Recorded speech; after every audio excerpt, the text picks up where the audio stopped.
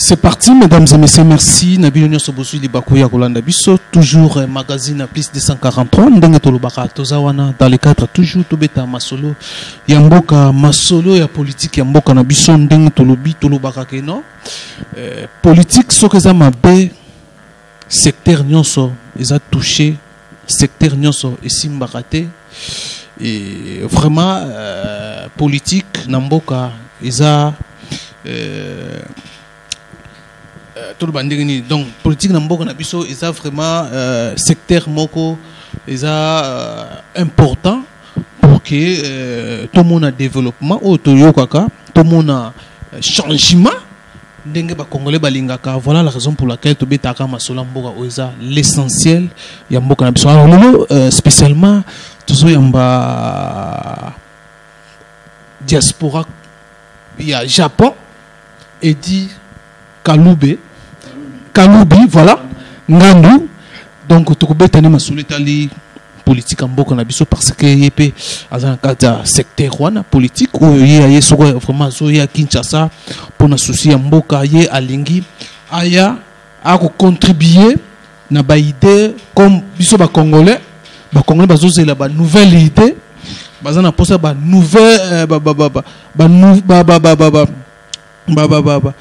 nouveau politicien kota une nouvelle classe politique et kota et sanctionner l'ancienne classe politique où ils ont torpillé peuple congolais na Congo bien moko Congo mboka na biso où ils ont sangisa biso. Voilà la raison pour laquelle tobeta moi masolo ko ya na ye ba quand tous en période où tous en ba dépôt ba candidature surtout il pas azali a trouver ba soyez aza a postulé déjà a déposé déjà candidature na provincial to na député na législatif. Donc en tout cas sans plus tarder mbote mon mboka edi. Oui, alors le lot yambi on a Voice of Congo, oui, ou t'es Japon, yo zanu diaspora Japon, barolanda partout.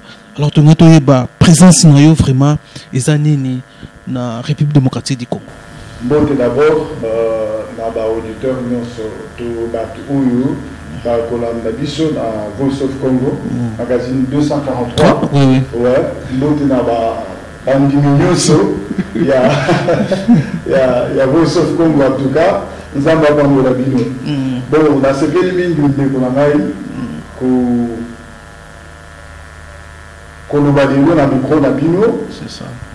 Et surtout, dans ces péragas, leur nyonso, n'a pas beaucoup pour awande bakunda mutolo na. Voilà. Alors, attaque on a cause à libanda, na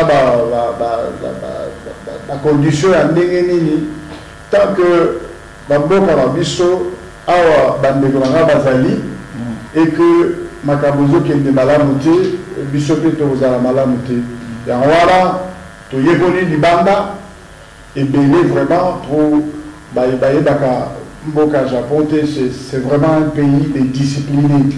Alors oyo toyeboli libanda tolingi pe tomema yango epai ya bandeko na biso et pourquoi pas tobunda mpona kodévelopper Congo, pour créer classe moyenne dans beaucoup de pays possible. C'est ça. Beaucoup de tomba pesa kita et ça l'union se sengeli batoabaye les bazali oyo bakoki ko bongisa mboka oyo en peu de temps changement ekokota na mboka oyo yango omoni mingi na lobaka que na fandaka nde awa. Mais kuna na kebegende musala donc makambo za na Congo même ça kuna maison raisonner Congo tout à fait.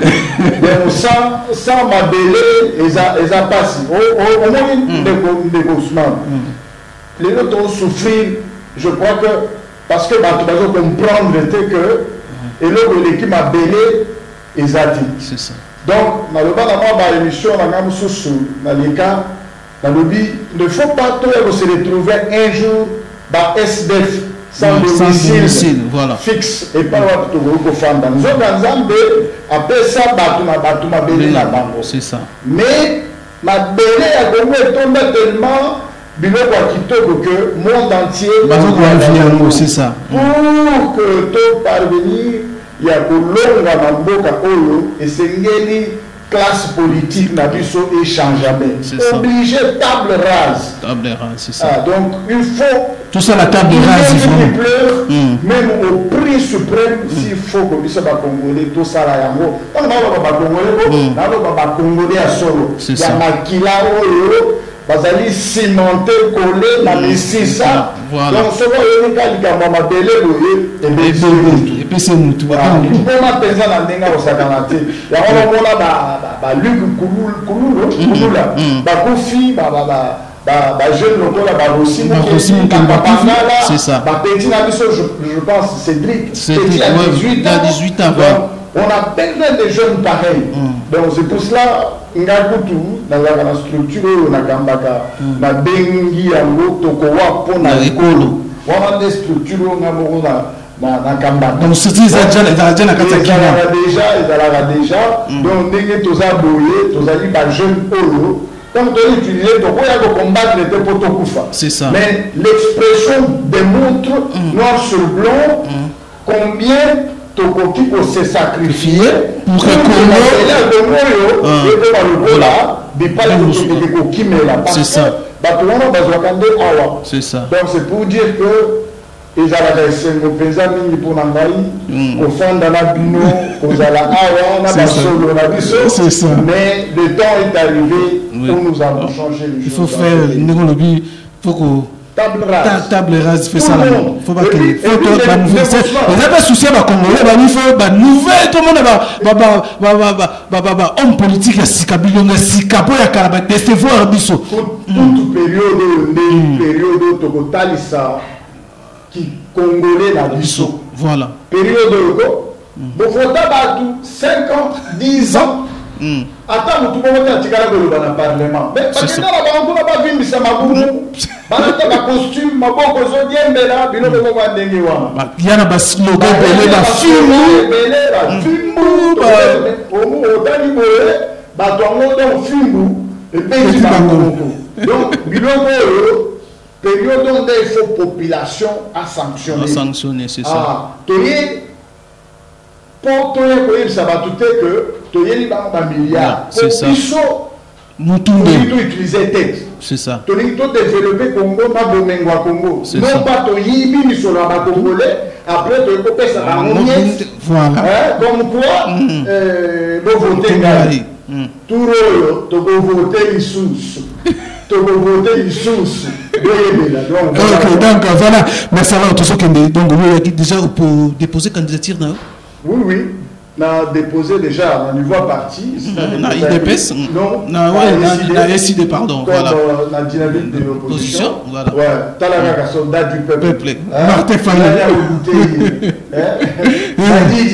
voilà déjà la benga cahier tracteur c'est ça attends petit qui monte à moto fils qui le colle à comment gizengi mais avec le défendre la Congo ngaité donc on a déclaré gaga bango balandi makolo ya maître na ngai on a bengaka grand esprit wa mulumba Tshisekedi donc d'heureuse mémoire le président il faut appeler mana power il doit se reposer en puissance donc en paix et en puissance mais talaka ibembe parce que banda histoire ya mboko ezali histoire yoso mona babangi ebembe ebembe homme politique akufi ils sont dans le monde et ça c'est pas c'est Max na Kinshasa na Congo nte salama bakanga corps ya opposant Moroboy donc 2 ans yango ozokoki talaka siko ba Martin Fayulu balanda lokolo wana po bazaki lokola baleki to bana soki bauta une école wana soka lobi bango tout surtout vient na ngai président na ngai Martin Fayulu et pas azali azona mbote belé azaki penza que l'équito mwana oyo ya botosi c'est ça tu comprends il y a qui m'a raté yango wana tika ete mapamboli na nzambe et umela na mutu na ni après le wana otiki Fayulu ok pas ya ye moko fachi il y a même donc même change à congolais ça va péter na ye donc bango mi balé wana bazo faire trembler Voilà,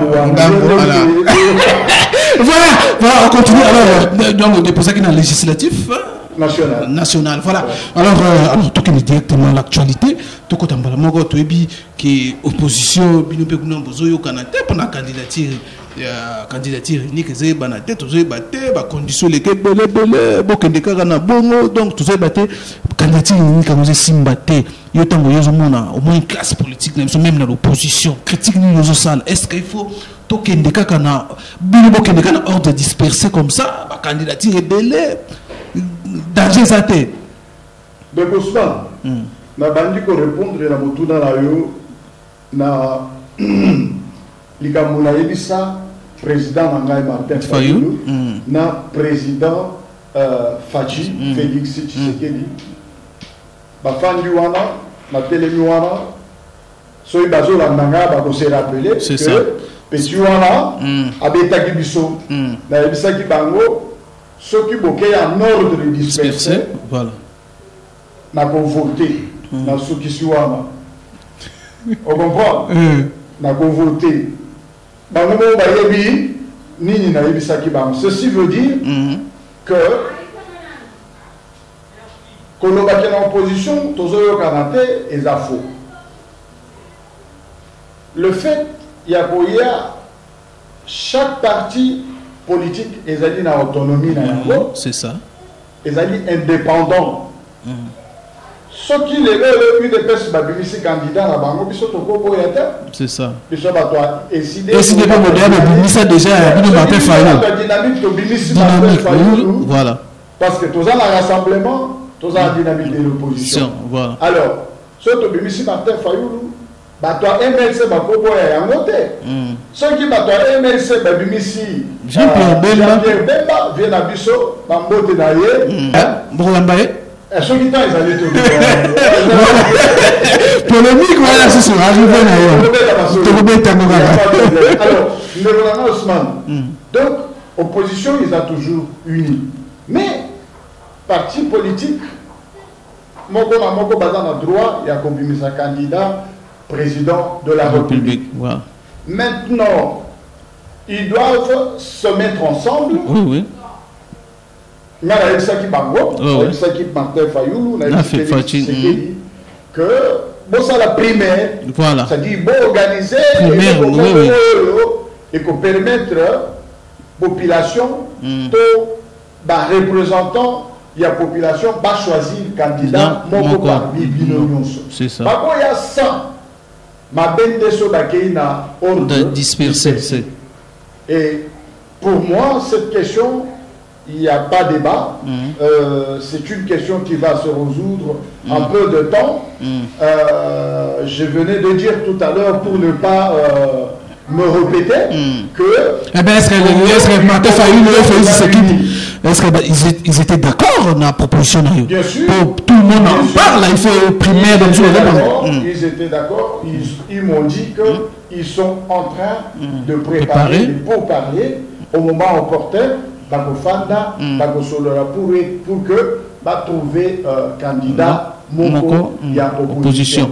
Voilà, maintenant, on a Congo, parce que jusque-là, ça tarde déjà, quand la mine était clôturée, c'est ça là, tout le monde a dit, la proposition, il faut chaque candidat, personne nous cautionne, personne nous cautionne. Et ça aussi, perte, ou soit, c'était les moments où candidat, il campagne, il y a candidat dans le tout à fait. Mais, oui, Ngana au CPLT, tout à la aspect mbongo. On comprend. C'est vrai que ceux qui vont trouver candidat moko et qui bambongo va déposer en ordre dispersé, maman bazaï va faire ça qui va raison. Et tout.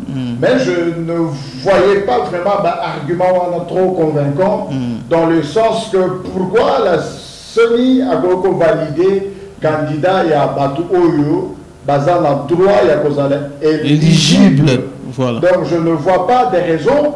Évidemment, d'un côté, Gokos en a raison parce que nous faisons face à un régime où le Bazar Kanabango juste voilà. mingi bah tanga comme la justice mais sur l'andeli bango justice on les a bango voilà on comprend comment la ministre de la justice bango bazoko ça la justice et puis bazo finga bato mais autorité morale la bango na la na discours à lobby ko finga eza malamu te mais ko critiquer eza mabete mais bango moko bazo finga bato okola bato okola na ngotanga bakombo bato te yoka so ba finga mama na yo professeur munene azoba so ba finga mama na yo ça mama na yo kinga na benga ka bango nini un professeur de l'université non papa quand tu es un professeur de l'université eh ben tu dois défendre ton diplôme même dans le comportement il y en a des actes opposés. Quand toi un professeur de l'université Ousmane Azan a raison na place où on fait ses raisons au petit pour battre les criminels mais en quoi aux professeurs aux autres trahir conscience na déontologie ton classe au yo et donc par conséquent il faut tout balusayango c'est ça donc aux amayos les traités aux amayos illettrés donc balebele to kangamba miawa na batu oyo bazoko prétendre pour présenter des diplômes mais qui ne sont pas capables de se comporter de manière à ce que diplôme makambo na bango bazosala na diplôme correspondent. Voilà. Donc c'est un peu ça de Ousmane. Donc quant à cette question, ils ont choisi cette voie-là que Moutoula a déposée. Bon, c'est des grands, il y a des vieux loups, la politique. Touloukola, Martin Fayoulou, c'est des hommes sages. Aussi, Félix, Bangonion, MLC. Donc, s'ils ont préféré aller dans ce sens-là, nous, ce qui nous intéresse, les alliés c'est la mission candidat, donc ceux qui paquet en ordre dispersé, et si on appelle ça par mon réponse, Bayebi, n'a pas voté côté ni. Mais déjà, pour le côté des personnes, il y a un problème. Est-ce qu'il y a des personnes céder candidature et pas mon tous? Et ça m'en passe. Bazaba démocrate. Au bout, ça n'a été que UDPS. Ils allaient appartenir, ils allaient fruit à le père de la démocratie congolaise. Vous comprenez? Ça veut dire que ces gens-là, moi je les ai toujours trouvés géniaux. Parce que bien que... Il est critiqué, mais il critiqué aussi. Mais au début, surtout dans les bandas. Mais était là. Ce qui n'a pas eu l'UDP, c'est à la quitter, à éviter de il faut être honnête. L'honnêteté intellectuelle exige. Même ceux qui vont en avoir un tribal, même ceux qui vont en avoir un sans l'UDP, c'est donc, Ousmane, il faut tous à la cabane. C'est ça. Il faut tous se comporter le corps à bateau. À un moment donné, mais est-ce que tu bazalito et puis malheureusement tu vis dans le monde tu bazali trop malhonnête à coller à c'est ça. C'est ça. Vous comprenez? UDPS, c'est un parti démocratique. Je suis convaincu que seul Baké m'a primaire et que Bapoli, Martin Fayoulou, je ne pense pas que UDPS et pour résister. Et surtout avec Félix, pour ceux qui ne le connaissent pas, c'est un garçon, c'est un monsieur intelligent. J'apprécie beaucoup sa sagesse. Il a toujours écouté les gens et il prend son temps pour répondre aux gens. Au début, dans un meeting il y a le 24, on a arrangé de manière qu'il faut obligatoirement la meeting. Parce que d'ici là, comme premier ministre, et ainsi de suite. J'ai dit, je veux moi-même entendre de mes propres oreilles. Donc, j'étais là, Fatia Martin à podium, à l'objet, mais Bino Boto Bolingali, Ngwende Yanikolo. Mais, et Bandi Boni, donc voilà. Qui peut que c'est la caméra. Ouais, c'est pour dire que on appelle la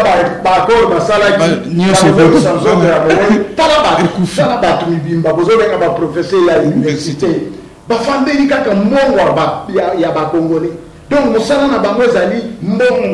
mais papa Nangaï, ce qu'on suit un milliard, humain besoin Simba Lola. Après, au Salini. C'est ça. Yo moto moko lingo so ma quartier mobimba, so ma Kinshasa mobimba. On ça na yango nini? Parce qu'après tout, ceux qui 1m50, ceux qui 2m50 les autres c'est la rue. Mabaya, Ogota na Mabaya OK. OK na gratte-ciel otongaki. C'est ça. Négociement. Donc ça veut dire que les choses doivent changer dans ce pays. Et je le dis tout haut, qu'il neige ou qu'il pleuve, les choses doivent absolument changer et ça doit changer.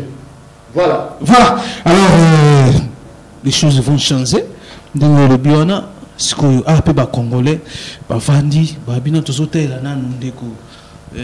Joseph Kabila, candidature naïe, Toebi Yomoko Pozaliana, qui nous ont montré les cas dans la famille politique, Joseph Kabila, Bamsous Baza pour qui a déposé candidature, Bamoko Bazana, Rien Makasi, Nakingakati, Batozangwa, chaque plateforme et à FCC, Babimsa 4 noms.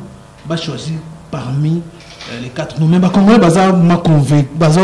ils ont convaincre les Congolais pour la réalité de Bango. Ils ont dit que Joseph Kabila a postulé, mais ils ont postulé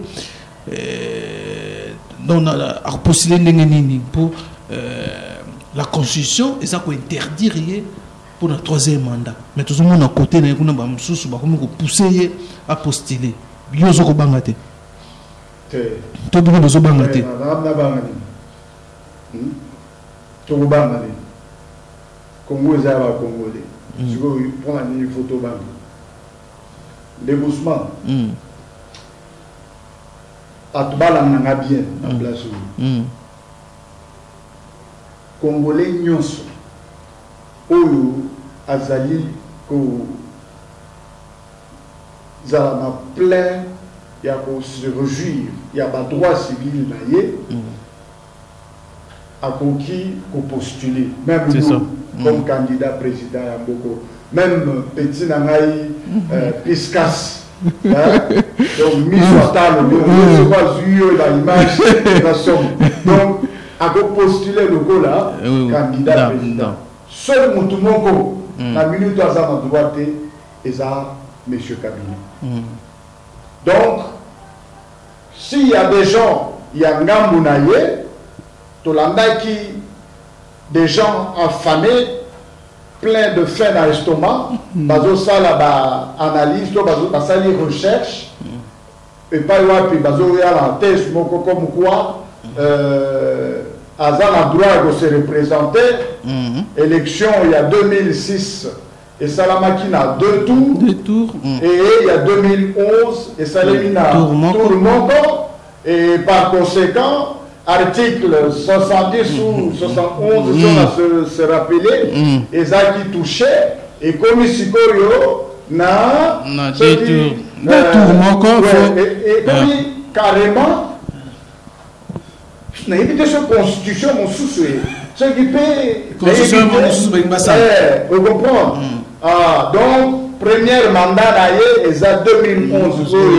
Sur le deuxième, n'importe quoi, attends ton salaire droite, mon frère, article 220, la base 270, mandat et ali verrouillé, dans l'article 1. Ici, article 220, disposition nyonso, il y a constitution, l'article nyonso, la constitution, et bénéficier davantage mon côté à table, ça va la droite. C'est ça. Vous devez comprendre. Donc, on y a qu'on a biso ba diarrhée na binotaire. Pour biso to pangusa yango, binoko yango fanda wana. Non, ego simbati. Monsieur Kabila nenga zawana azana droit ya pour se représenter et ne place tout élément déclencheur. Il y a biso to zela wana. Donc to zela yé pensa que accueil a déposé candidature naïe. Bon, ceux qui Congo, Tokokufa, Wabisotou, Tokufa Kaka, comme ça, tu as dirigé, Banyamana, Banzetena, Bandako, Batonga, Basangaliko, qu'on souffrit, na ba misère, Oyo, toujours qu'on mérité. Donc, Batunion, il y a FCC, ceux qui payent Niwana, ou ceux qui majorité, pour Bazanga, majorité, Bazanga, minorité. Donc, Batouana Nyonso, où bazali coïncité to ko pousser monsieur Kabila à que le postuler bango mingi na bango bakunda Mobutu bazali na Mobutu baye batiki na libulu bango bazongeli sous manjoa aye bakape kazama nous jeunes famille n'est pas a besoin d'aller. Biso peuple congolais, tout le monde appelle président en vie au Wakandaki. C'est ça. Tout le monde a été dans ma grande hôtel, on a ma famille, on a la sénateur. Ah, monsieur l'ancien président, bonjour, vous allez bien? Tolingi biloko wana donc to boyi makila etanga mboko tolingi susu makambu ya ba to bazo ko imposer biso ba mindele to ba to mususu bazo ko imposer biso bitumba pour que bango ba yiba ka bazwa ke pa na biso to continuer ko souffrir. Donc ndeko Ousmane pour répondre à Moukousse la question na yo Kabila azan en droit ya ko se représenter donc bayana ba analyse na bango bayana ba recherche na bango peuple congolais azakunati. Et puis dans ce pays to yebi nani azanani les gens de FCC oh baza pour to baza contre oh baza pour baza na estomac na nzala oh baza ko mona wa soki yawa bango mais et si la souki po et le ezaka tango na yango. Alors nani yo zo peuple congolais particulièrement bakinois au monde on est éveil de Salami pour na bango tout basaka ya ko miso za ko lala constant na osali ceux qui n'a lobby que éveil exaté na banzi na ko insulter peuple na biso et particulièrement peuple kinois to perdre bato na kota kotanga c'est ça les loba famille na bango batikali na pasi bato bakoka oza bato minene na mokili oyo c'est ça bakoka ko sunga mboka oyo bakoka sunga mabota na bango bakufi bandimi bakufa non pas parce que bakende ko sida bakende ko sala buzoba bakende ko piller ndenge to yoka ki bato wana bazolo ba Chimanga aussi azaki pilleur et tout ça et bakufeli cause noble oyo za ya mboka. Ceci veut dire que peuple na biso partout dans le Congo baza éveillé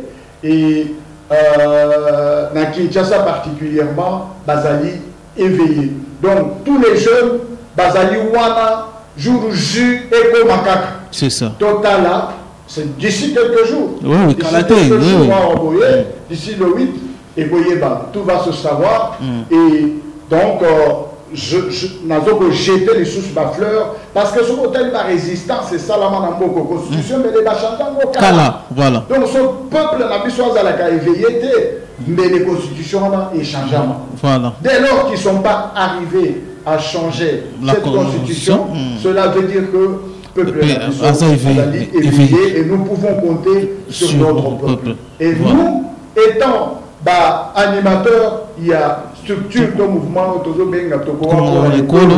donc nous continuons à sensibiliser le message davantage de manière à ce que calmement, pacifiquement, aussi Madamandou quitter, tout faire échec n'a pas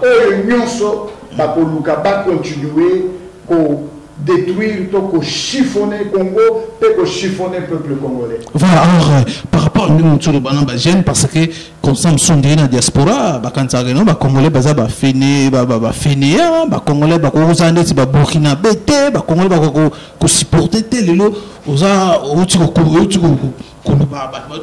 non Congo, Congolais, baza éveillé. Donc, retenir que nos Congolais sont vraiment éveillés face à la réalité mindoki. Ousmane Oyebi, nous sommes dans un pays où j'ai toujours dit cet adage que quand le pouvoir est dirigé par des gens injustes, eh bien, la place des justes est soit en prison ou en exil. Donc, ce qui me pose quand même, na bateau oya sembo te. Place ya bateau oya sembo. Soit te na boloko ou bien na libanda. Kasi soko tali malamu mboka oyo ya Congo na éviter ce qui na koko s'exprimer nini par rapport ya likambo ucho ba oyo. Donc, je suis sûr et certain que peuple Nabiso Bazali Naposa Yamakambu Yasika Bazali Susu Naposa Yakomona Babuzo Bati Et les oyo, tous allés sûr et certain que et belé à Batou, Bako, tellement pour empêcher nous ce oyo et pour cause la obstacle et pour même aller sur la même situation dans le monde. Voilà. Alors, merci. Les biens sont entretien. Alors, pour une question, il y a DCI dynamique des chrétiens, où il y a publicité déjà, candidature, il y a mon single, on a évité la politique, pour au cas où Joseph Kabila a co-déposé, même pas, ils ont mis ceux qui opposent à l'organité, Tindika, mon single, a postulé. Personnellement, nous sommes tout à fait d'accord pour soutenir même des marches ceux qui opposition de l'organité pour Tobimisa, candidat bon corps. Donc, ceux qui Mosengo a conquis condiment par rapport à l'obligation en tant que prélat, ceux qui a conquis condiment cause à la candidat président, je serais tout à fait d'accord avec. Ce qui semble être difficile, parce qu'il y a une obligation, la charge, à côté, il y a pas de salaire en Zambie, et donc, vous avez difficile, mais nous soutenons cette démarche-là. C'est-à-dire, si. Mais au cas où ça va y avoir. Au cas où ce n'est pas que nous avons beaucoup assisté les personnes en danger. Donc, nous sommes en danger. Il faut mieux que tu aies pour sauver le peuple comme nous souffrir. Vous avez raison, mais c'est des hommes qui se respectent. Ce ne sont pas des malhonnêtes. Vous comprenez? Ce ne sont pas des médiocres. Donc, au moins, ils sont on appelle cette promesse là. On appelle ça une promesse lélo. Même si on côté Namutu, on appelle ça Yamou. Parce que c'est la promesse qui. C'est ça. Donc, ceux qui y a Sala Bilaka et pas Azali, a juré que à Goyiko Sala politique. On déclare il y a ça là, le bac, non, il y a que servir jusqu'à ce que comment les trouver à recouvrir. C'est ça. Il n'est pas forcément que Aza la présidente de la République, chose que je suis en train de soutenir, que Aza, on comprend. Mais parce que, comme je venais de dire, c'est un problème de conscience et des promesses. Donc, à promettre... Au cas où sera abonné à Boyango, à Boy, à Tiki, ils ont déception. Et vous avez déception, à vrai dire. Pour la mission de... Il faut assumer. Ouais. Et vous avez la déception. Parce que... Les alliés locaux ont toujours compté sur Ngaï, mais l'obina télémina l'obina au cocaté. Donc c'est une déception. Mais que faire? Parce que Azali n'a pas responsabilité Moussoussou et que après Metaki, il ne peut que agir ainsi. Mais n'a dit que Nzambe à Tosala, opposition Bagoyokan. Tozo Kobangate, le Kolaono, Jean-Pierre Bemba, Jean-Pierre Bemba congolais. Ouais, Azam de Bonabiso, d'abord mes pensées, n'est pas au TV, les avocats dans la famille, Kotika famille 10 ans durant, c'est pas de la blague. C'est ça. Peine, Bana Bagoyoka, moi si, ainsi de suite. Donc, et nous ne pouvons pas nous réjouir. Il y a malheur et un déconabiso, même ceux qui n'ont été. C'est ça. Vous comprenez? Alors, c'est mon mini, déconabiso, abimina boloko, et ceux qui aillent awa, tokoyambaye, na maboko, polele. Donc, laquelle on est années. Donc, il peut prendre part. Vraiment, ceux qui t'aillent payer, ça met les bisous. Il peut ça, mais il faut que je tienne à disposition, il y a aucun soutenir. Tout ça, on va payer aux hommes en négociement. Ceux qui les ont, ils ont battu les bisous. Oui, dans la zone, décider rassemblement, opposition, mobile. Nous avons un président paritaire. Donc, parti est structuré, ils ont une autorité, ceux qui ont appelé ce ordre, tout aussi. Donc, voilà un peu. Mais au moins, l'invitation par rapport à Jean-Pierre Bemba, oui, nous avons par rapport à nous arrivé et qu'on change la donne politique. Pour tout le monde déjà que non, on a congrès, pardon, il y a MLC, invité la majorité, mais tant se préparer pour accueillir na ba préparer accueil na Kemena banile vol même pour dimanche il fallait pas qu'il y ait sous ba membre FCC occuper donc même le programme est changé à Okitasu na Kemena zo ya mbalamo Kinshasa après les 4 samedi les 4 à Kemena. OK. Bon, échanger la donne dans un sens positif. Oui. Il se dit opposant. Oui. Dès lors qu'il parle le même langage que nous, Togogo soyez adversaire n'a vu sauter. C'est ça. Parce que toi, la bénémité, la politique, tu as juste. Mais du fait que invité membre majorité, la congrès na bango, ils ont été taxés. Vous taxez, opposant à taxer bango, n'importe quoi. Effectivement, ça saute aux yeux de Nengewana. Parce que Batouana, ils n'ont pas passé à un moment donné, vous voyez que non. Après, mais le bien que vous avez bénéficié, vous avez adversaire politique, ils n'ont pas si dans bateau, et ça, la lecture politique, nous c'est fait normal que la population ait réagir. Mais, Bango Mokonde, la salle pour toi, MLC, pour toi, il y a défendre Bango, il faut assumer. Vous comprenez? Mais à la question, il y a madame les politiques, sauf qu'ils vont changer, peut-être dans le sens positif, parce qu'ils parlent le même langage que Bissot. Beaucoup de sous ma qualité, pour ton avec discours maillé, à l'obi malade, à l'obi 10 ans, à ça, échanger, à servir le peuple et puis s'occuper de la candidature commune et à opposition, ceux qui allaient aider Baponi à vous soutenir pour Baponi. Et nous espérons que Jean-Pierre Bemba Gombo, Maloba Oyo, les alliés sincères. Parce que la politicien Mboka Oyo, il y a Azalaka Awa, je crois, vice-président, il y a question sur qui finance économique, voilà. Il y a on comprend la gamme de Tozaboui, Naba Solo, Bafoul partout, d'ailleurs, Koutou. Alors, il y a un devoir de mémoire, devoir de mémoire. Le 30 juin 2015, 2005. Devoir de mémoire, la lobby, papa, maman, ceux qui parlent à Babili, à Balaba, à Baroukouta, à l'armée. Donc, parce qu'elle est dans ma joie. Donc, le peuple congolais, les gens sont contents. Il y a un émeillé à gens que gérer Mboka. À l'époque, impliquant. Non, tu peux ça rater. Donc, ce que je suis, angle 2005, dans l'angle actuel, il y a un Kabila, Bazar Nengemoko. Pour ceux qui te délèvent, tu as vu M. Kabila, au diriger bien fait, vous êtes dans ma bête, vous avez beaucoup de familles coloniales. Donc, vous avez contribué à mes gestions. Parce que vous avez contribué à ma policier, régime est bien bon, vous comprenez.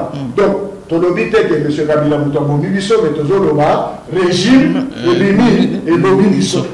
Vous comprenez? Mais déjà, dans l'intervention, déjà, Salaki, il n'est pas comme Jean-Pierre Bemba. A changé déjà. Il y a notre lobby. Il y a notre lobby que nous espérons que a changé. Les années sincères. On comprend déjà qu'il y a Agobé Bissot. Non, mais la population est sous dupité.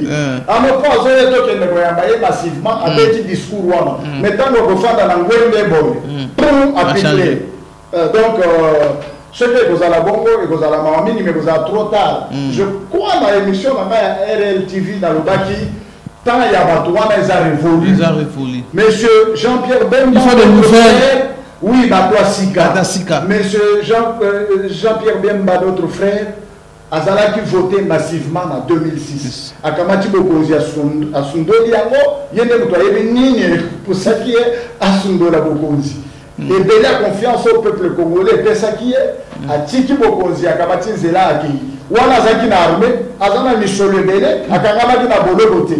Akoki ko bengala monsieur Kabila te. Si pour azana dépouiller 10 ans moral bas, et vous pensez que azana armée tel bon le pays, et dit qu'à faire 10 ans à ce pays, donc les gens moboulou, n'est-ce pas rien ko bengala Kabila. Non.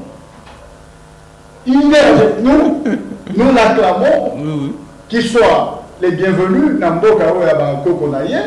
Mais quant à attendre qu'il y a pour changer c'est zéro. Voilà. Donc, vous ne croyez pas qu'il y a pour Baxa 1+. Non, il y a changer. Il y a 1+.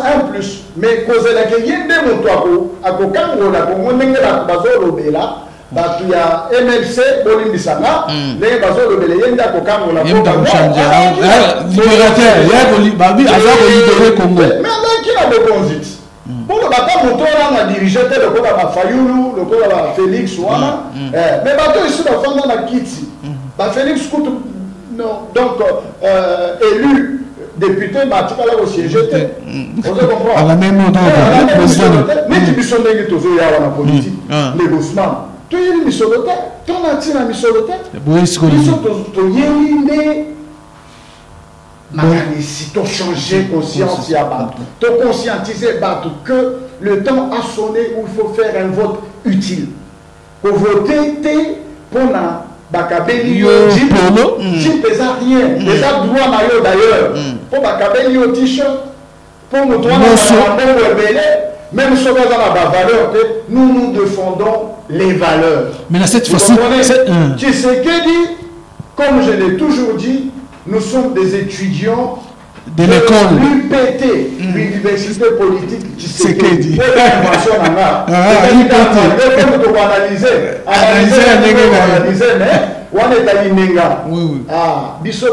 UPT, université politique Tshisekedi, nous nous défendrons que les valeurs, que la terre du Congo et le Congolais. On n'a rien assuré avec affaire argent, le Parlement, parce que Dieu nous a fait grâce. On peut manger du 1er au 30. Voilà. Par la suette de notre fonds. Donc, en aucun cas, nous allons trahir notre conscience. Parce que le problème à l'émotion de Ousmane, c'est qu'il a conscience. La conscience. Même dans des coins de la milito, on va dire que tu es soko landera bango bien bisika bakei kokota pour postuler balobaka ebele mais soko landeli bango bisika bakei kokota pour postuler ezali pona un objectif mongo bianza voilà alors tout le monde peut par rapport à potentiel ça tout le monde peut les musiciens aussi emboîter mais ba belé la politique batiki musique yozo oko commenter ni tout le monde ba Ranson ba Jean Koubal tout le monde ba Tata Jean Koubal il pas il nga unazo kufanya ni Jean Koubal kutu ye na gocha ye pour monter ça tout le monde ba Ranson ba bon akepena mupanzi wana donc déjà yo voyez passer na ye donc akena mupanzi wana bozo banga za populaire c'est popularité papa ko confondre te na yebso ba Congolais baza bana mayele baza déjà éveillé landaka ba sondage ba salaka na yoka ki moko alobi ba bengela ye ndeko na biso wana ozotanga kombo ya oui, Ranson. Ah, yo tangi ko na yo tangi ko ani te ngana tanga ba kombo ba mais za congolais mais na ya wa te po ma kombo na ye azape candidat ndeti yo oui la pesina na kimbantseke ya vana na monga lema apimi lukunga aye kimbantseke na kimbantseke te na lukunga yo lukunga donc ça chef na et ça c'est l'émission ya lingwa bana tu ya barumbu bana tu ya kitambo ya gombe ya ngalié mamonga fula commune Kinshasa na bosani binote o azali boso na bino azali molobeli na bino biso tokoya awa po to éduquer, to rééduquer, to équiper santé, to équiper entrepreneuriat, comme les fois qu'on appelle qu'on sera capable de monter comme moi entreprise, ça y est du 1er au 30, to équiper agriculture. Na projet de société a décidé, nous serons là comme candidat au Bino Sengeli pour choisir. To une vieille classe politique. De rajeunir classe politique Nabiso avec des gens qui ont des valeurs, des gens qui passeront au Parlement uniquement pour voter des lois qui puissent rencontrer le besoin de la population congolaise ou le besoin du Congo. Et d'ailleurs, slogan dans Naizabou, il faudrait Congolais nyoso amituna motuna oyo. Nini na koko sale la Congo et non pas Congo et sale la Euro nini. Donc voilà un peu nini biso toye lelo pour token de la parlement to seni bango ba même biso na parlement. Voilà, alors on nous signale déjà que Minute et Sili, déjà, il fallait tout bêtement, mais aussi sans payer les lotés. En tout cas, on a habité, tout comme un dernier monde, on a balandio partout dans le monde, dans la province, surtout dans Goma, on a dans Bazolanda, fort. D'abord, on a aussi un bande de sur la diaspora, et pas tout ça, la Kamusala, de te faire dans Kotoyo, Kobandana, la diaspora au Japon. Babenga bandeko na bango nyonso baza na lukunga ba commune na Otakotanga pour être représentant diaspora ya diaspora Japon azali awawa bapesa biso chance tokende na bango na parlement ezala ya Europe ezala ya États-Unis bato nyonso oyo bakolanda biso tozoko promettre bango tokobunda tina suka ti tokomema développement na mboka oyo et toko compromettre te tokolia jamais na ba o bazali ko boma ba congolais donc na pesi ba mbote na ngai na diaspora monde entier et pas bazali plus particulièrement bandeko na ngai Japon ba professeur Lukumwe na Senda ba toi na mitwe sala kaza ba professeur oyo te ono azali professeur na université ya Tokyo zo katika na bote ba kuna te voilà ba diale lu awa olegana ba oyo akuta bango donc ba professeur Lukumwe na Senda je disais ba professeur Kalubi ba na ba université la clinique universitaire ya ba Osaka wana ba Patou Soumari donc ba professeur Koupa ba professeur Jean-Claude Maswana tout le ça va la bandeko Chris bandeko Toubi bandeko Cédric Mouya bandeko Faustin Ilunga bino tout et pas bozali kuna na Japon boye ba ete molobeli na bino oyo botindaki awa azali pe tozali kotenir bana tout ya Congo et sengeli tout tele malokola un seul homme to faire échec na bato oyo ba ko détruire mboka oyo ba koko oyo tonda bomingo lobi nango l'État a sonné où le Congolais doit se réjouir. Alors, la bonne question, Moko. Tant que la diaspora, la loi électorale prévoit que non, la diaspora congolaise, la diaspora congolaise va voter, mais il s'est fait que loi yango Pekisi Bino kuna na diaspora pour voter sous soutien et ça la diaspora kuna na diaspora. Mon demandant yebi na mukuse pourtant na biso pays. Tomesana na régime oyo ekoloba likambo na tongo na midi a changé on comprend donc pour la biso même pas un événement Joseph Kabila donc vous avez un événement pour la biso pour te dire koloba na rien donc kaka makambo alobaka depuis 2011 yango pe kaka kozongela biso na yango donc pour la biso surprenant ki biso te pour te dire que nous sommes dirigés par un régime d'imposture et donc voilà quoi. Voilà, merci Nabil Nosson, c'était vraiment Eddy